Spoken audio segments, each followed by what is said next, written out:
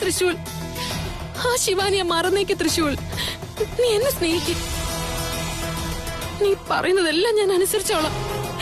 എന്നെ വിട്ട് പോവല്ലേ തൃശൂൽ. ഞാൻ നിന്റെ കാല് പിടിക്കാം. പറയുന്ന കേൾക്ക്. നിനക്ക് പറയുന്ന ഒന്നും മനസ്സിലാവുന്നില്ലേ? മര്യാദക്ക് വിടന്നെ. തൃശൂൽ പോവല്ലേ തൃശൂൽ.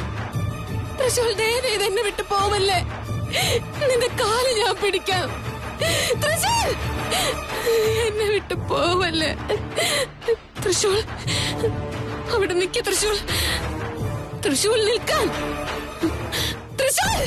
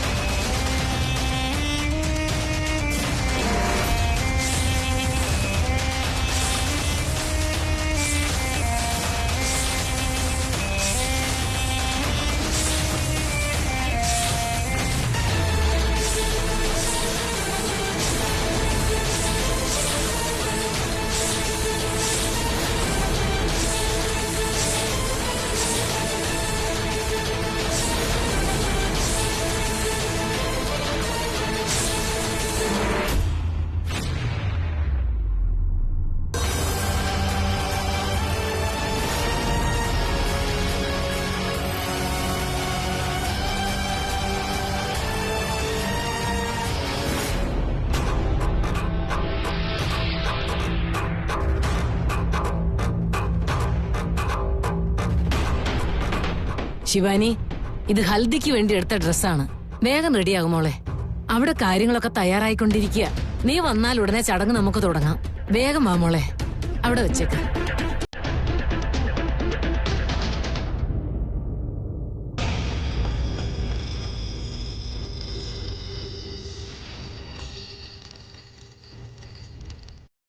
ശിവാനി, ശിവാനി, എന്തു പറ്റി മോളെ? അല്ല, ഞാൻ കുറെ നേരമായി സംസാരിച്ചോണ്ടിരിക്കുന്നു. നീ വേറെന്തോ ആലോചിച്ചോണ്ടിരിക്കുകയാണല്ലോ. എന്താ മോളെ ഇങ്ങനെ ആലോചിക്കുന്നേ? ഒന്നുമില്ല. കള്ളം പറയണ്ട. ഞാൻ പറഞ്ഞതെല്ലാം കേട്ടിരുന്നോ നീ? ഓ, കേട്ടായിരുന്നല്ലോ. അങ്ങനെയാണേ ഞാൻ എന്തൊക്കെയാ പറഞ്ഞെന്ന് പറ. എന്താ മോളെ ശിവാനി, എന്തെങ്കിലും വിഷമമുണ്ടോ? അങ്ങനെയൊന്നുമില്ല മുത്തശ്ശി. നിന്റെ നാക്കില്ലാന്നൊക്കെ പറയുന്നുണ്ട്. പക്ഷേ നിന്റെ മുഖം മനസ്സിന്റെ സങ്കടം നല്ലോണം എടുത്തു കാണിക്കുന്നുണ്ട്. കല്യാണ ദിവസം അടുത്തു എന്നുള്ള ടെൻഷനാണോ? നോക്ക്, കല്യാണം കഴിക്കാൻ പോകുന്ന ഏത് സ്ത്രീക്കും ഇങ്ങനെയൊക്കെ ഉണ്ടാകുന്നത് സാധാരണമാണ്. അതിനൊരു കാരണവും ഉണ്ടാവും. മുന്നോട്ടുള്ള ജീവിതത്തിൽ ഒരാള് കൂടെ ഉണ്ടാവുമല്ലോ എന്നുള്ള സന്തോഷം. മറ്റൊരു വശത്ത് സ്വന്തം വീട്ടിൽ നിന്ന് മറ്റൊരു വീട്ടിലേക്ക് പോവുകയാണല്ലോ എന്നുള്ള വിഷമവും. ഇത്രയും കാലം സ്വന്തം വീട്ടിലായിരുന്നു, ഇനിയിപ്പോ ഭർത്താവിന്റെ വീട്ടിലേക്ക് പോവുകയാണ്. അവിടെ ഇത്രയും കാലത്തെ പോലെ ജീവിക്കാൻ പറ്റുമോ ഇല്ലയോ എന്നുള്ള ടെൻഷനും. ഇത്രയും ദിവസം എന്നെ കൊഞ്ചിക്കാൻ അച്ഛനും അമ്മയും ഉണ്ടായിരുന്നു.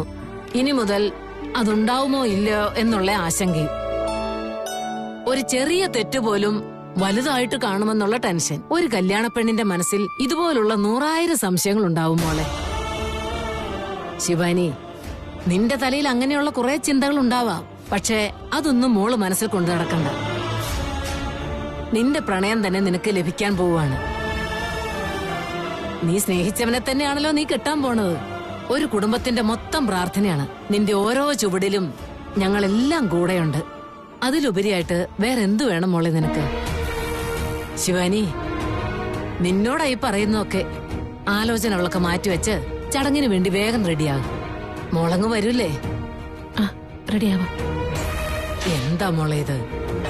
കല്യാണ പെണ്ണല്ലേ നീ? എങ്ങനെയായിരിക്കണോന്നറിയോ? എല്ലാവരുടെയും കണ്ണ് നിന്റെ മേൽ മാത്രമായിരിക്കണം. എല്ലാരും നിന്നെ കണ്ണു വയ്ക്കണം. എവിടെ? ഒന്ന് ചിരിച്ചേ. എവിടെ എവിടെ?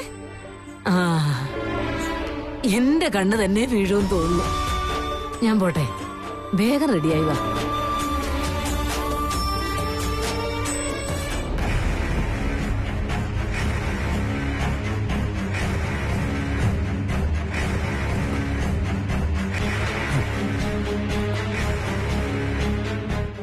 എനിക്കിതെന്താ പറ്റിയ? ഇത്രയും നേരം ഇവിടെ എന്താ സംഭവിച്ചെന്ന് ഒരു ഓർമ്മയില്ല. അവളെവിടെയാ?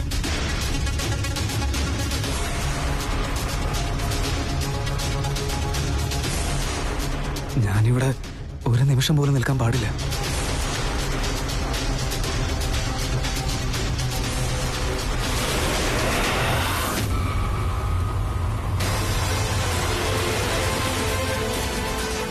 ഇതെന്താ ഇങ്ങനെ? സമുദ്രം തന്നെ തടസ്സമായിട്ട് നിൽക്കണല്ലോ. ഇനി ഇത് കടന്ന് ഞാൻ എങ്ങനെയാ പോവാ? ശ്ശേ, ഇതെന്താ ഇങ്ങനെയൊക്കെ സംഭവിക്കുന്നത്? ഞാനിവിടുന്ന് പോവാതിരിക്കാൻ വേണ്ടി അവളാണ് ഇങ്ങനെയൊക്കെ ചെയ്യുന്നത്. ഈ സമുദ്രം തടസ്സം നിൽക്കുന്നത് അതുകൊണ്ടാണോ? അപ്പൊ ഞാൻ പോവാൻ പാടില്ലേ? ഞാനിപ്പോ എന്താ ചെയ്യാ? ഇല്ല, ഞാൻ ഇവിടെ നിന്ന് കഴിഞ്ഞാൽ അവൾ എന്നെ വെറുതെ വിടാൻ പോകുന്നില്ല. എത്ര കഷ്ടപ്പെട്ടിട്ടായാലും എനിക്ക് ഇവിടുന്ന് പോയേ പറ്റൂ.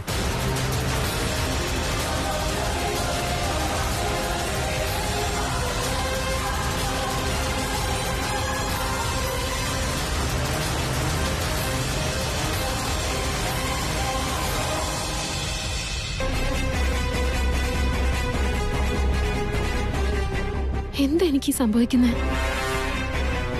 കല്യാണം മുമ്പിലെത്തിയിട്ടും മനസ്സിന് എന്തോ ഒരു സന്തോഷം തോന്നുന്നില്ല. എന്തോ ഒരു വെപ്രാളം പോലെ. എന്താ ഇങ്ങനെയൊക്കെ? ഞാൻ ഇത്രയും കാലം ഈ ഒരു ദിവസത്തിന് വേണ്ടിയാണ് കാത്തിരുന്നത്. ഭൂമിയിലേക്ക് വന്നതും 23 വർഷമായിട്ട് ഞാൻ ഇതിനു വേണ്ടി പോരാടി. ഒരുപാട് കഷ്ടപ്പെട്ടു, വേദന അനുഭവിച്ചു.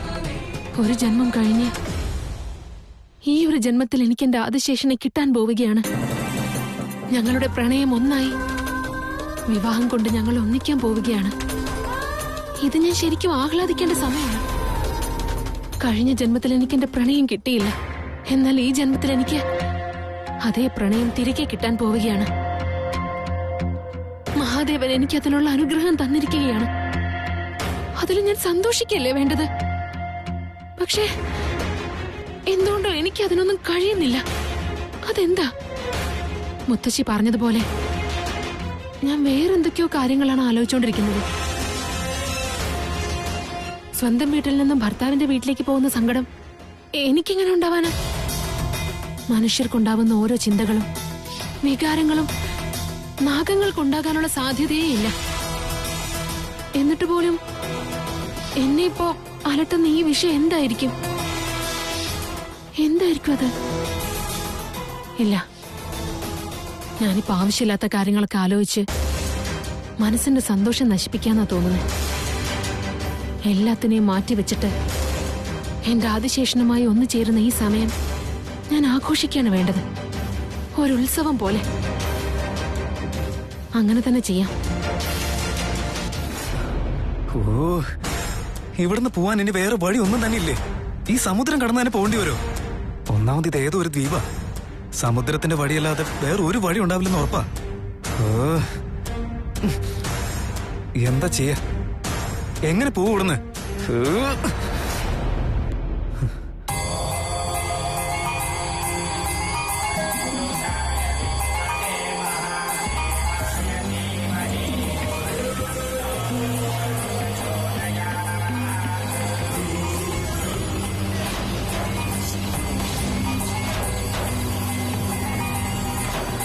ദൈവത്തിന്റെ വിഗ്രഹം.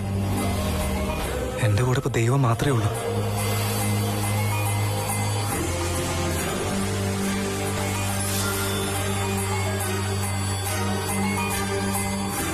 ഈശ്വര, ഞാനിവിടെ വന്ന് എങ്ങനെയോ പെട്ടുപോയി. ആ വിചിത്രമായിട്ടുള്ള പാമ്പിനെ പോലുള്ള പെൺകുട്ടി എന്നെ ഇവിടേക്ക് ശിവാനിയുടെ രൂപത്തിൽ വന്ന് കബളിപ്പിച്ച് കൂട്ടിക്കൊണ്ട് വന്നതാ. എനിക്കിവിടുന്ന് പുറത്തു പോകാനേ പറ്റുന്നില്ല. ഈശ്വര, ഞാൻ എന്റെ ശിവാനി ഒരുപാട് പ്രണയിക്കുന്നുണ്ട്. അവള് തന്നെയാണ് എന്റെ എല്ലാം. എനിക്ക് ഇവിടുന്ന് പോയേ പറ്റൂ. ഇല്ലാന്നുണ്ടെങ്കിൽ അവളുടെ കല്യാണം കഴിഞ്ഞു പോവില്ലേ? പിന്നെ അവൾ എനിക്ക് എന്റേതായിട്ട് ഒരിക്കലും കിട്ടില്ല. ഒരിക്കലും എനിക്ക് അവളെ കിട്ടില്ല. എനിക്ക് ഇവിടുന്ന് പുറത്തു കിടക്കാനുള്ള വഴി പോലും അറിയില്ല. പോകാൻ വേണ്ടി ശ്രമിക്കുമ്പോഴും ആ സമുദ്രത്തിലെ അലകൾ എന്നെ തടഞ്ഞുകൊണ്ടിരിക്കുക. ഈശ്വര, ഞാൻ കൈകൂപ്പി അപേക്ഷിക്കാം, ദയവേത് എനിക്ക് പോവാനുള്ള വഴി കാണിച്ചതാ. എന്റെ ശിവാനി എനിക്ക് തന്നെ കിട്ടിയേ പറ്റൂ. അവളെ എന്നിൽ നിന്ന് ഒരിക്കലും അകറ്റരുത്. ഈശ്വര, എനിക്ക് ഇവിടുന്ന് പോവാനുള്ള വഴി കാണിച്ചു തരണേ. പ്ലീസ്, കാണിച്ചതാ.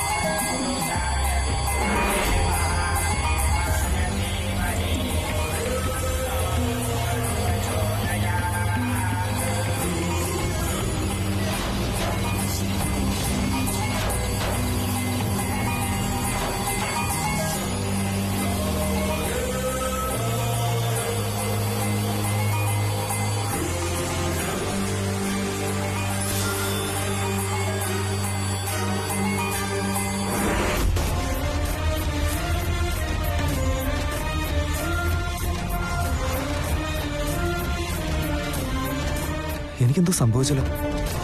എന്റെ ദേഹത്തിൽ എന്തോ വന്ന് ചേർന്ന പോലെ. ഇനിയെല്ലാം എന്റെ തോന്നൽ മാത്രമാണ്.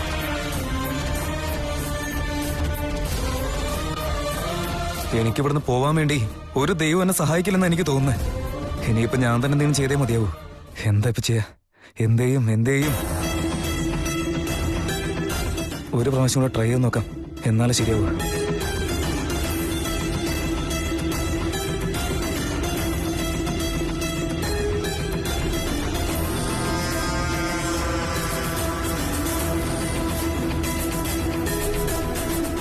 ഹായ്, തിരമാലകൾ തടസ്സമായിട്ടൊന്നും വരുന്നില്ലല്ലോ. ഇനി ഞാൻ ദൈവത്തിന്റെ അടുത്ത് പ്രാർത്ഥിച്ചതൊക്കെ ദൈവം കേട്ടതുകൊണ്ടായിരിക്കോ? ഇതെല്ലാം ആ ദൈവം തന്നെ ശരിയാക്കി തന്നതാണോ? ഇനി എന്തായാലും ഞാനിവിടെ ഒരു സെക്കൻഡ് പോലും നിൽക്കാൻ പാടില്ല.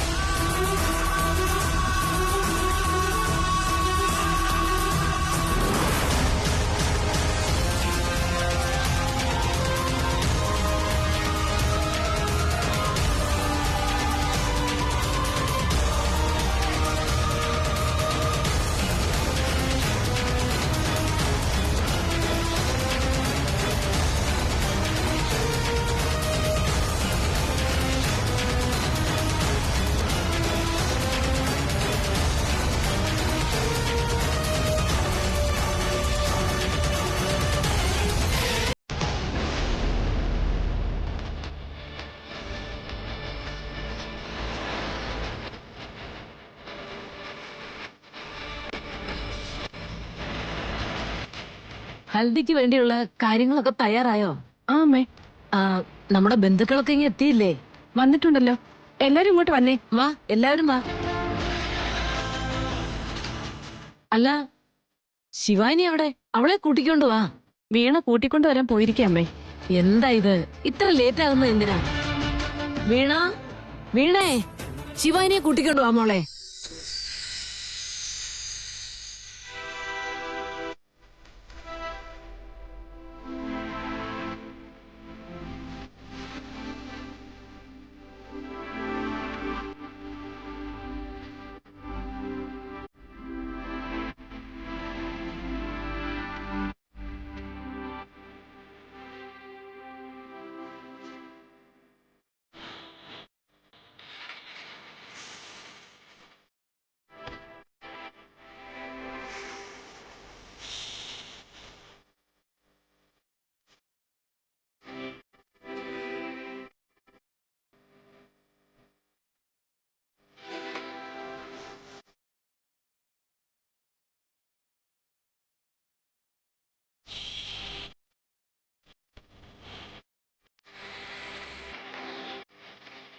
നോക്ക് മോളെ ശിവാനി, ഒരു പെണ്ണിന് കല്യാണ സമയമാവുന്നത് മഞ്ഞവെള്ളം വീണതിന് ശേഷം.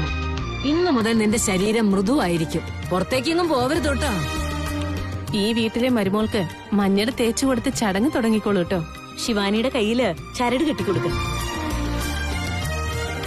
ശിവാനി, കല്യാണപ്പെണ്ണ് കയ്യിൽ ചരട് കെട്ടുന്നത് അവള് കല്യാണത്തിന് തയ്യാറാണെന്നുള്ള കാര്യം എല്ലാവരെയും അറിയിക്കാൻ വേണ്ടിയാണ്. ഈ ഒരു ചരടിന് പെണ്ണിനെയും ചെക്കനെയും ഒന്നിപ്പിക്കാനുള്ള ഒരു ദിവ്യ ശക്തിയുണ്ട്. ഈ ചരട് കെട്ടിയതിനു ശേഷം നിന്റെ മനസ്സിന്റെ ആഗ്രഹം എന്തായാലും പ്രാർത്ഥിക്കും.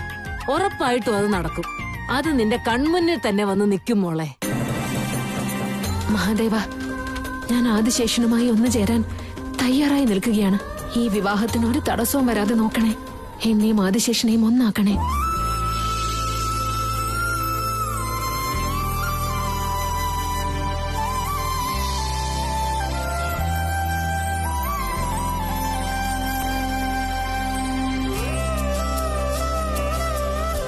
എടത്തി, ദൈവത്തോട് എന്താ പ്രാർത്ഥിച്ചേ?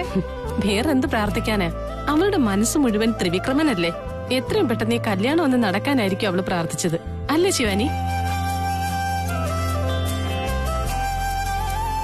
അങ്ങനെയാണെങ്കി മുത്തശ്ശി പറഞ്ഞ പോലെ ത്രിവിക്രം ബ്രോ തന്നെ കൺമുമ്പിൽ വരുമല്ലോ.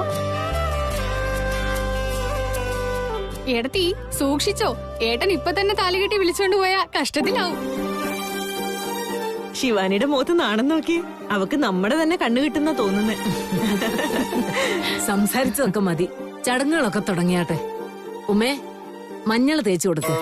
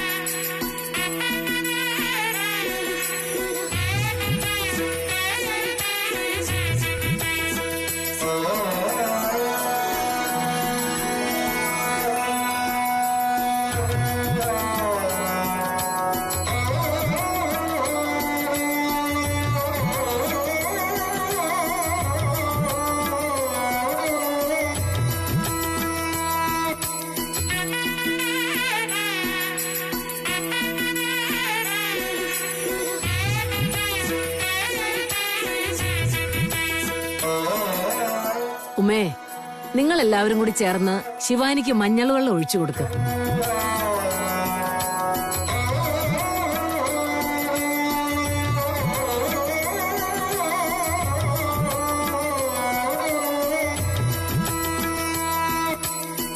ശിവാനിയുടെ നെറ്റിയിൽ വീഴുന്ന മഞ്ഞൾ വെള്ളം അവളുടെ കാല് വരെ ഒഴുകട്ടെ. അവളുടെ മനസ്സിലെ ആശകളും ആഗ്രഹങ്ങളും എല്ലാം നിറവേറട്ടെ എന്ന് എല്ലാവരും ചേർന്ന് പ്രാർത്ഥിക്കുക. നിങ്ങളുടെ എല്ലാവരുടെയും നല്ല മനസ്സുകൊണ്ട് അവൾക്ക് വെള്ളം ഒഴിച്ചു കൊടുക്കുക.